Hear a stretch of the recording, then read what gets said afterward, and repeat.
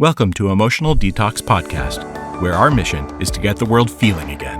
Here is your host, author Sherianna Boyle. Well, hello, everybody. Welcome to the Emotional Detox Podcast. I'm Sherianna Boyle. I'm your host. I'm also the author of the latest book called Emotional Detox Now.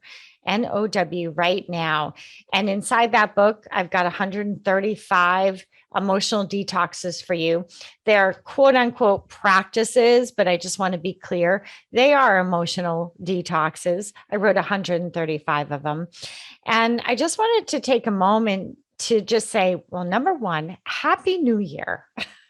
Happy 2022, guys. How's it going so far in your 2022? Well, there's going to be a lot of change. I really believe that. And I really believe that this year has a lot of hope and a lot of possibility for everyone. We've learned a lot. Did you learn a lot? I've learned a lot over the last couple of years.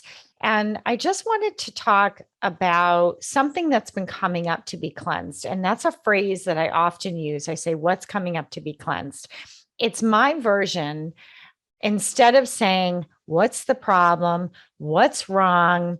What do you want to get rid of in your life? Instead of saying that, I reframe it as what is coming up to be cleansed. And cleanse is the acronym, which is written in this emotional detox books 135 times for an emotional detox. It's 7 mindful steps. And we don't get rid of our emotions, folks. We get to our emotions. And what the process does is it helps you move your emotions, transform your emotions so that you can reach your highest potential while you're on this planet. And we all have really unlimited potential. We do. We haven't even tapped into a fraction of what we are capable of. So, in terms of what is coming up to be cleansed, I wanted to mention a couple of things. Number one is if you are predicting, and I'm finding that that is happening, people are excited about the new year. Perhaps they even have some plans in place or some things that they want to go for, things that they want to achieve or accomplish or try, whatever it is in your life. And then what happens after a few weeks into the new year is we start predicting, or maybe earlier. And what that looks like is predicting, and maybe you can use the word expecting, that it's going to be difficult, that there's going to be some things that are in your way.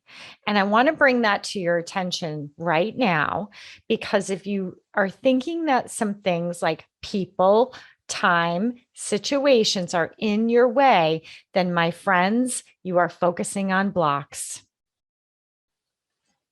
Take a breath on that one. Go ahead, take an inhale and take an exhale. You are not focusing on goals and achievements. You're focusing on what's blocking you.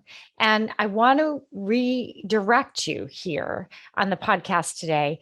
And I want to bring you back to who you are, because you're not a block and you don't have obstacles. And I know you're probably looking at me cross-eyed right now, or listening to me, shaking your head if you're driving your car. But I'm going to tell you, those blocks that you think you have, you put them there. They don't exist.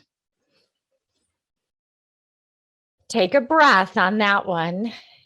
So if you are predicting, expecting that it's going to be painful or difficult, I want to encourage you that you could benefit from a cleanse. Yes, you can.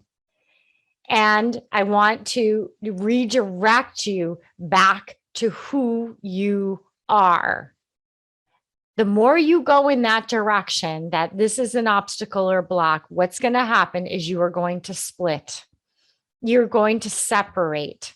You're going to create disharmony, and you're going to fragment yourself and maybe others. And we don't need to do that anymore. We've come too far. We know too much, and it's unnecessary. It's a waste of time and energy for you to do that. So I'm hoping that today you listen to this and you sit up straight, sit up tall, and you say to yourself, Yeah. Okay. I was leaning in that direction, or maybe I was running in that direction, or maybe I've been propelling myself with that quality of energy. But I'm hearing you right now and I'm recognizing it and I'm choosing to sit up tall and make a change. And that is a change in your attention and your awareness and your energy. And it all really is about feeling. This is not about willpower. This is not about do better, girl, do better, boy, do better, person. That's not what this is about. I'm not trying to slap you around here. What I am doing is reminding you who you are. There's nothing in your way, nothing at all. Anything that you see in your way, you put there. And that's okay. You might have done it to manage what you feel. We all do it. I've done it before. I still do it sometimes, but I'm very, very quick to get back on track. And that's what's important.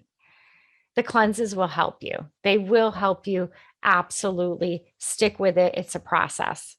I'm so glad that you are here. I'm so glad that you're choosing to listen to this podcast. I know you have a million choices and you chose to listen to this one. And I am really eternally grateful to you for doing that and for helping me get the world feeling again. So today's not just about my message and what's coming up to be cleansed. I do have a guest.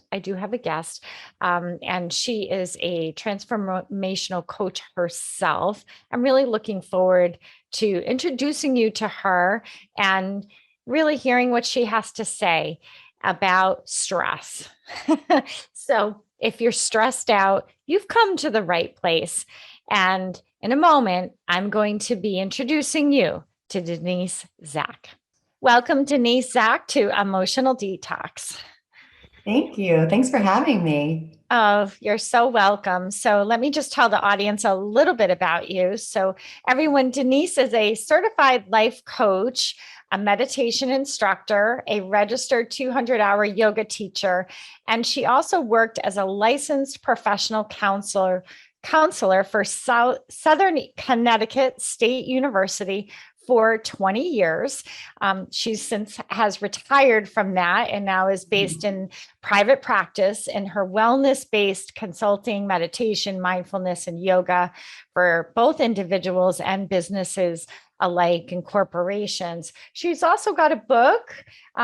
He didn't put it out too long ago, I see, came out in April 2021, Denise? 2020. I mean, Yeah. 2020. Okay. And it's called Yeah. Ripple Effect. Change your mind, change your life. Correct. Yeah. Yeah. Change your mind, change ripple effect, change your mind, change your life. Mhm. So, welcome again to Emotional Detox. And Thank you. today, yeah. So you and I have a lot in common with the yoga background and all that, Mhm. and also making shifts. It's always interesting how we shift in our careers. And Yeah. yet we bring that all along with us, don't we, Denise? I mean, you make a shift, but it's always important for everyone to know you bring all that experience wherever you go. Yeah, absolutely. I totally agree.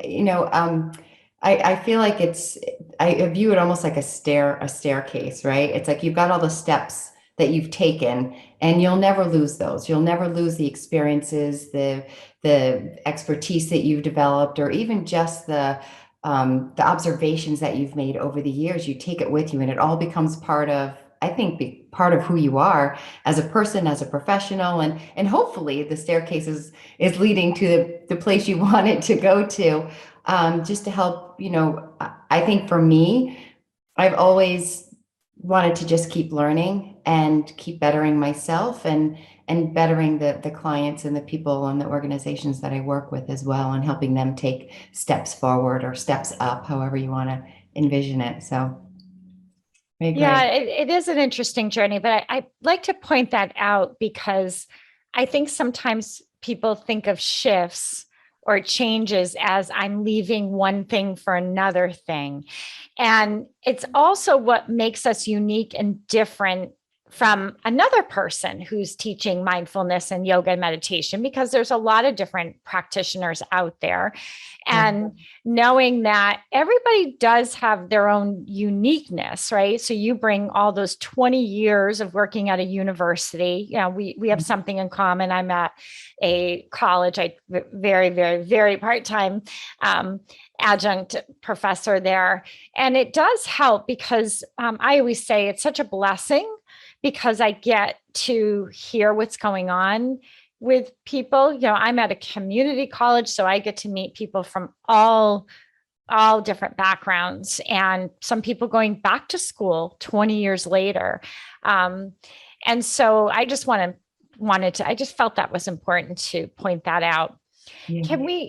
Let's talk about emotional stress. I mean, that's really why people are tuning in today, right? They want to know about emotional stress. Absolutely. And is that what you're seeing or what you've seen in your clients? Is that why you moved in this direction? Without a doubt.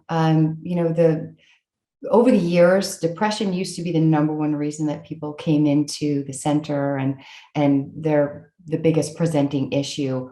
But over time, anxiety has surpassed it. And in the last 10 years, the incidences of people experiencing anxiety has skyrocketed. And I've seen it anecdotally just from, the people that I'm around and the people that I speak to, but also really just the research that's come out is that people are really experiencing high levels of anxiety and really loneliness at the same time, especially with the pandemic. And I think that has created an enormous amount of emotional stress that we're not taught as children to manage. We're taught how to prevent colds. We're taught how to be physically healthy, get enough sleep and eat vegetables and eat fruits. And although that kind of stuff can certainly contribute to your mental health, we're not taught this is what anxiety looks like. These are the symptoms of depression, or this is what general stress looks like. And here's some strategies when you're 4, 5, 6 years old in middle school and high school. Here's how to deal with it. Here's how to understand or notice if something is going on in your family. And we don't get that training. We don't get those strategies. We don't learn those skills. And so people are taught to learn through observation by watching their parents or people around them or significant people in their lives. But they're also taught to kind of ignore it and just kind of keep going. Pull yourself up by your bootstraps. What do you mean you feel anxious? Just get up and go. It'll go away, And so I think because of that, it just makes things build and become more exacerbated over time. And then we end up kind of crumbling or feeling really, really ineffective in our lives. And that's why I think it's so important for people to pay attention to their stress, to their emotional reactions. Everyone reacts differently to stress. Everyone has different symptoms of stress. And so my symptoms aren't going to be the same as yours. So our strategies should be different and need to be different. That's a good point. That's something you don't hear very often, that one person's symptoms might be different than another symptom. So something that someone else is using or doing on a regular basis might not be for you, right? And that's where someone like you can come in and really kind of guide and coach people and go through that exploration part. And, it's almost like we become desensitized because anxiety is so prevalent. And I don't know if you have found this. I'm imagining a lot of people listening can relate. The frustrating part for me, and why I have chosen to leave other institutions that I was a part of, I love my jobs very dearly, but they weren't set up for this. It's like we get told all these mindful strategies, right, Denise? But then our jobs are the exact opposite. I mean, we don't have the structure set up to be able to implement them. And so people sometimes feel backed in a corner. Like, I know I need to do more of this, like self-care, but you want me to do this, this, and this. And I feel like that is so prevalent right now. What do you think about that? Yeah, well, while I do think there is a push towards wellness in the workplace now and people paying attention to it, Yes. almost because they have to, because the incidences of of stress and mental health are just skyrocketing and impacting people in ways that it's never done before. I also think that there is more pressure to perform, and the lines between work and home have become so blurred that people aren't, they haven't been as good as maybe in the past at setting those boundaries and self-care and turning off the computer and turning off their phone. And so when their boss emails them at 10 o'clock at night, they feel like they need to respond immediately and they can't wait until the morning. And so where does the self-care and where does the boundary setting and where does this is what I need to do for me in order to feel good and feel solid and steady in my life come in? And I think that you're exactly right, that people feel this pressure to seem as if they're perfect and seem as if nothing bothers them, and to just keep going and going and going. And almost to I've got grit and I've got resilience. I just keep getting up, which is great. We want to teach that, but not in a robotic way, so that if you're overheating, if your engine's overheating, you're not even noticing it. I just have to keep going because I need to be strong and I need to show up and I need to show that I'm infallible, that I can do this. And so, yeah, I agree that I think that there's a challenge there in finding the right balance, working hard, but showing up your best. And what does that mean? Right. Yeah. And we're almost rewarded for it, Denise. Think about it. We're rewarded to work hard, to work fast, to do it as quickly as possible for as little pay as possible. Right. Yeah. And it is difficult to set boundaries because you wonder, okay, what does that mean? Does that mean I'm not good enough? Does that mean I'm not as worthy as the next person? What's going to happen to me in my career? Right. So, you can see the emotional stress. You and I are kind of pointing that out. You're damned if you do, damned if you don't, right? If you don't, yeah, go ahead. Sorry. Yeah, I was going to say, and in our society, we wear stress as a badge of honor as well. Yeah. It's like, I'm so stressed. I've got this going on. I've got that going on. I have to do this and that. And then the person you're talking to says, oh, you think you're stressed, honey. I've got this and I've got that. And I've got 10 more things happening. It's like, we don't want to be stressed, but if someone's not stressed, then somehow they're lazy or not being productive. So we want to be as stressed as possible so that we look like we're being productive. And so it's like this badge of honor that we wear, which is right.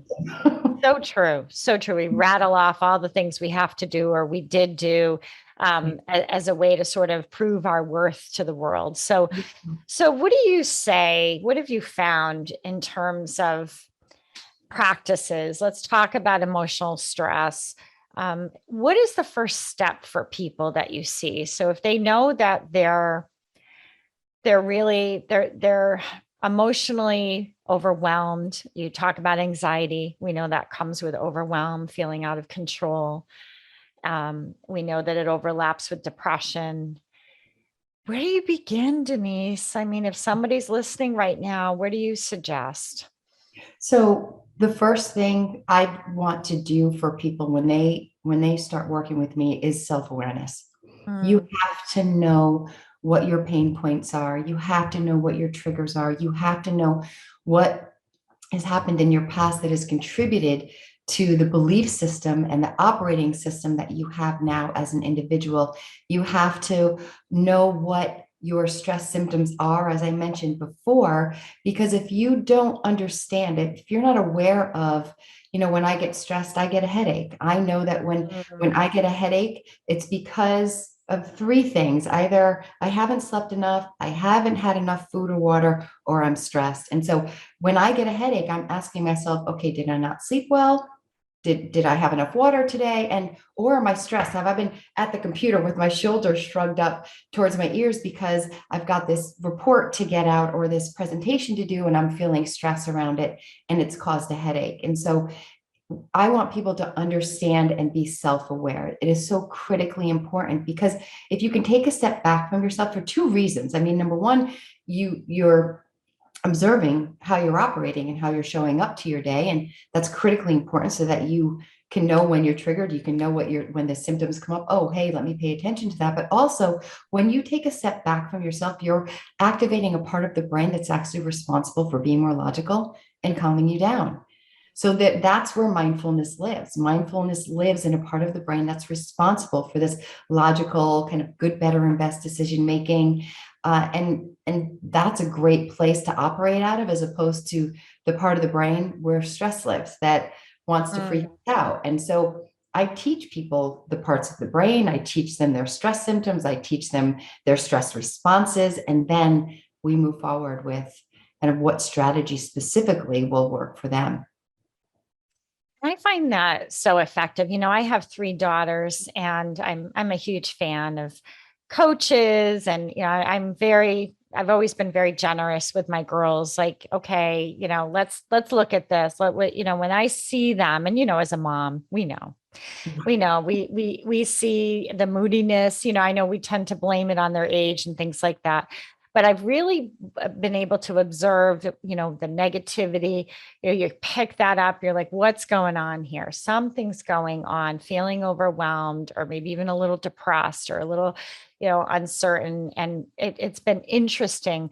But what I also notice happening with COVID, Denise, is we are being conditioned to ask whether it's COVID. Right. I have a headache. Do I have COVID? Rather than what do I need? And it's really a slippery slope, because we're taught now, if you don't pay attention, you could put other people or yourself at risk. And it's really tricky for people of all ages, I'm finding, who automatically, one of my daughters is a manager at PetSmart. And she called in because she said, I'm just feeling a little off. Now, she was fine, right? Because I live with her, and she was fine.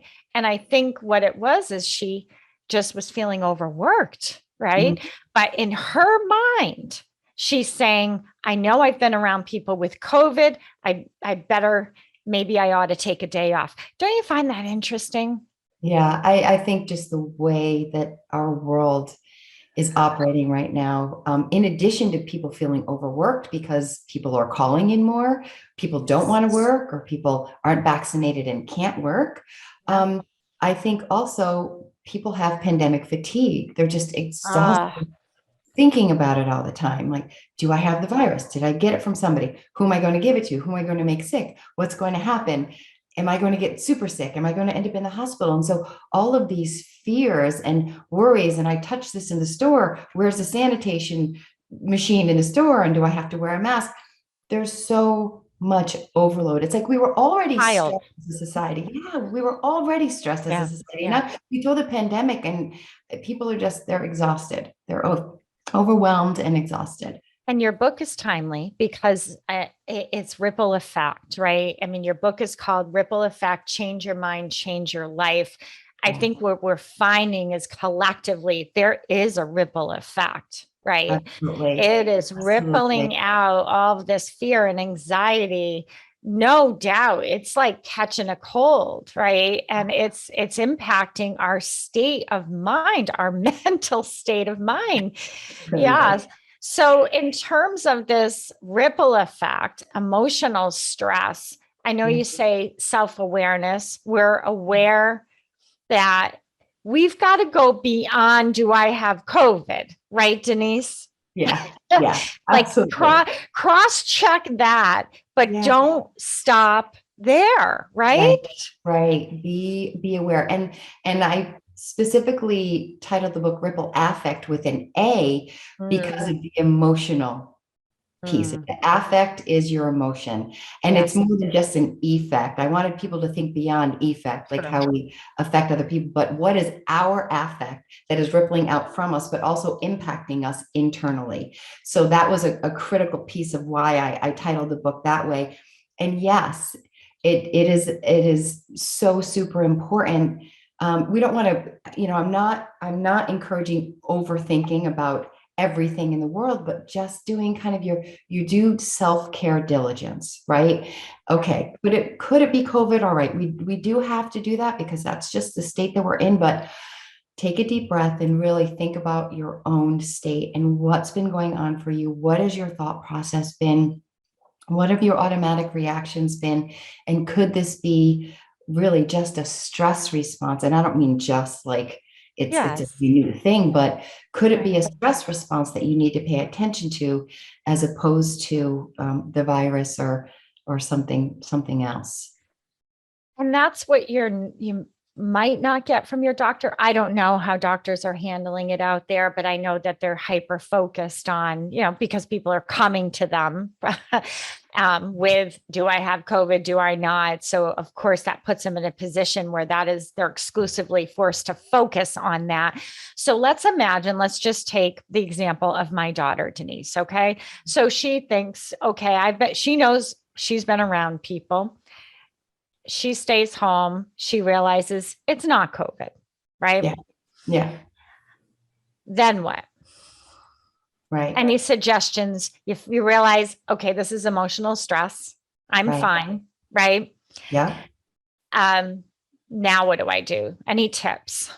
So thinking about right at that point, paying attention to what your symptoms are in that moment. What is the stress that you're experiencing? Where do you notice it in your body? There are 3 different types of symptoms for stress: emotional, cognitive, and physical. Pay attention to all of them and notice where your stress lives in your body. We cannot have an emotion without having a physical sensation. It is physically impossible. So you may not notice it, but think about when you feel joy. Think about when you feel happiness. Think about when you feel anger. Your body is involved in that process. So first step is really think about what your symptoms are, where they live in your body, and I teach clients to just sit and breathe into them, to just notice them. Don't try to push them away. Don't try to explain them away. Don't get upset with yourself for having them, because stress is a normal reaction to everything going on in life. Yes. Sometimes it's an overreaction to what's going on based on our automatic thoughts. So it could be that you have negative thinking and, obsessive thinking about something. Okay. Say to yourself, I'm noticing a part of me is feeling stressed right now. The thing that I try to share, Rihanna, the thing that I think is so important for people to understand is when they have those stress responses, if this is your brain, and I know some people are listening in, but Yeah. if you put your hand into a fist over your thumb, Yeah. where your fingers sit, and if I put them up to my forehead, this is my prefrontal cortex. This is where mindfulness lives. When you flip your lid, literally, when you flip your lid and you bring those 4 fingers up, your thumbnail, and if your whole fist is your brain, and you lift up those fingers and you see your thumbnail in your midbrain, that is a tiny structure in your brain that is responsible for that fight, flight, or freeze stress response. It's a very small part of the brain. There are so many more structures and operating systems in the brain. And the part that's responsible for calming us down actually goes offline. It's not even operating when we're stressed. So I want people to know what their stress response is, understand it, take a step back from themselves and say, okay, what is it about the present moment that might be contributing to my stress response? Because if you and I are standing next to each other, or you're standing next to your daughter, you may not feel the stress she feels. And you may feel stress. You may feel stress at times when she doesn't feel stress about a particular situation. It could be like laundry's all over the floor, and that's going to set you off, right? Or something else has happened, and that doesn't necessarily stress the other person out. So knowing that your triggers are set and being able to take a step back and say, okay, this is my stress response happening right now. Let me take a step back. Let me take a few deep breaths. Let me just know that I'm contributing to this response right now because of the way my brain operates. And I love that. I love the way you bring the brain in. Yeah, it's so important because it gives that gives you power. That's empowerment. If you can say, you know what, I'm freaked out right now because of A, B, and C. Now I know it. Now I know what my triggers are. Now I know what my stress response is. I can I have empowerment now to be able to change it. And what I love about what you're saying is it reminds us, you're saying over and over to really look at you're using the word your, not them, right? Because Yeah. so often we do look to others, what they're doing or not doing, and we say, I'm stressed because of that situation, right? They're Exactly. stressing me out. They're making me angry. And if they could just knock it off, right? Then Right. I could feel a lot better. And you see people Right. doing some pretty wacky things right now to Yeah. try to control other people's behaviors. We Yeah. cannot control other people's behaviors, people, No, we cannot. It's right? like That trying is a to, reaction. yeah, exactly. And it's your reaction. It's like Yes. they didn't come up and stick their finger in your brain and hit the angry button or hit the agitated button. You Yes. responded to them. Now, they could have come up and punched you in the face. I mean, that could be a Yes. very real reality there. That Yeah. being said, everyone's going to respond differently. And how you respond, what they do says a lot about them. How you respond says everything about you and where you're at in your life. So you Yeah. choose. And we can get triggered. So then we kind of, when we're triggered, those are the tough moments, because that's when it's hard to pull yourself back.